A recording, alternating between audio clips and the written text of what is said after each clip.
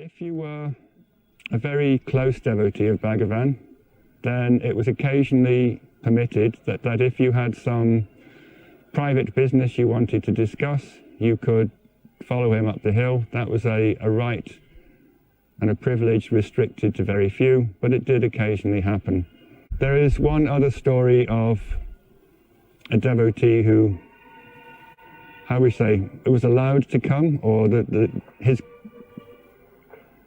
desire was so strong to see Bhagavan that nothing could stop him from meeting him on the hill.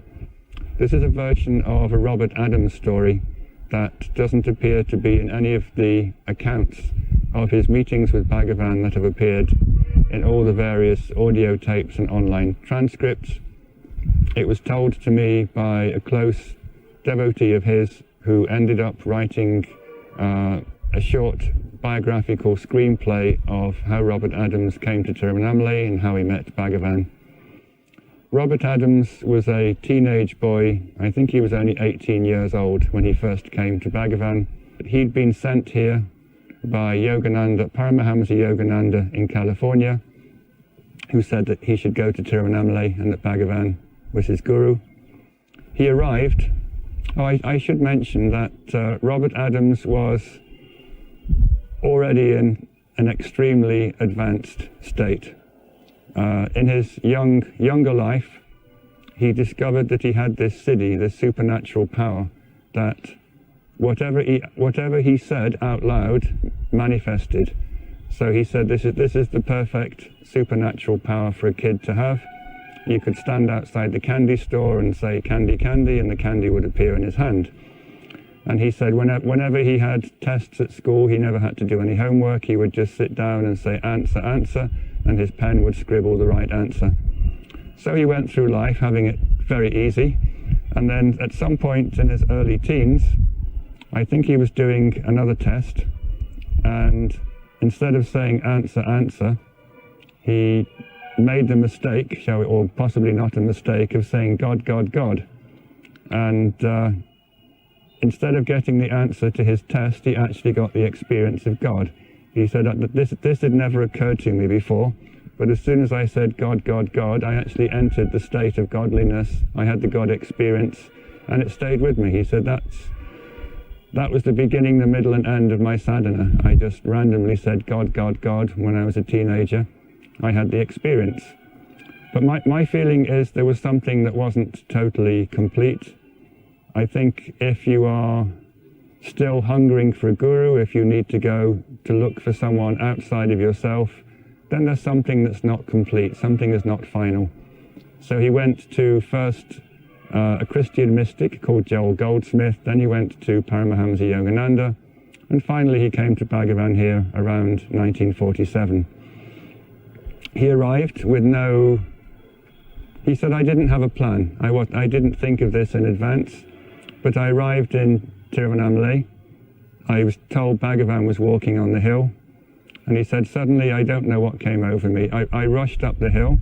I found where Bhagavan was, and with no prior decision, no thought about it, I took all my clothes off. I had this peculiar idea, just on the spur of the moment, that I should present myself stark naked to my guru and prostrate at his feet with no clothes on. He said it was a completely mad idea. I don't know why I did it. He said I just felt compelled that as I threw myself at the feet of my guru, I had to be absolutely physically naked as well as mentally naked. I think Bhagavan could see what an advanced state he was in, so he didn't mind this crazy teenager stripping off and prostrating in front of him. He helped him to his feet, he got him dressed, he took him to the ashram.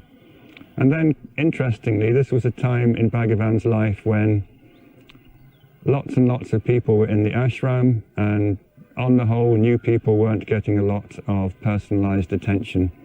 He said that Bhagavan gave him a room in the ashram, made sure he had a place to stay, and even better than that, he brought food to his room and personally served him to make sure he was being properly looked after in the ashram. I think that's an indication that Bhagavan knew this man was in a very high state, and that his thirst for a guru, his God intoxication, had caused him to run up the hill, break the ashram rules, break all kinds of rules by stripping off and throwing himself at Bhagavan's feet. But when these things happened, Bhagavan could see that there was a spiritual maturity that was the motivating factor. He didn't mind.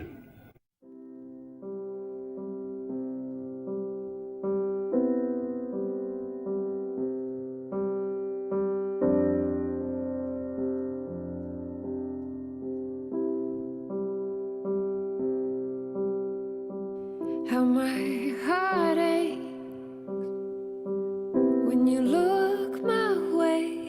Everything starts to shake more. I can't wait for love. I'm standing at the bottom of the steps of the Ramanasramam dining room. Behind me is the main ashram well, and behind that is Bhagavan's Samadhi hall. This is the route by which everybody came to get their ashram meal from when this new dining room was opened in 1938 until Bhagavan passed away in 1950. As I walk in, there's a large open space on the walls of which are lots of photos of old devotees of Bhagavan. This has been a tradition ever since the dining room was put up, that group photos of old devotees have always adorned the inside of the dining room. And occasionally when somebody asked Bhagavan about a particular person, he would say, "Oh, that photo is on the dining room wall," and somebody would fetch it and he would point it out. Walking around this way,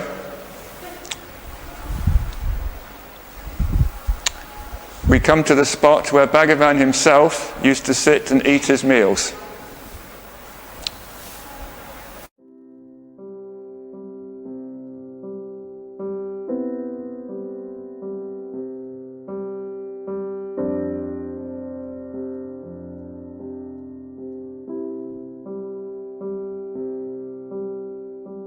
How my heart aches when you look my way. Everything starts to shake.